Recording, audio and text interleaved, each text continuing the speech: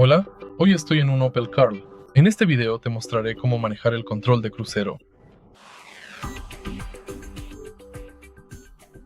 Al principio, echemos un vistazo al lado izquierdo del volante.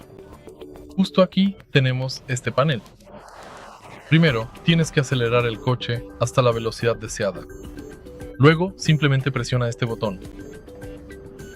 Puedes ver que el icono aparece en el velocímetro. Eso significa que el control de crucero está activado.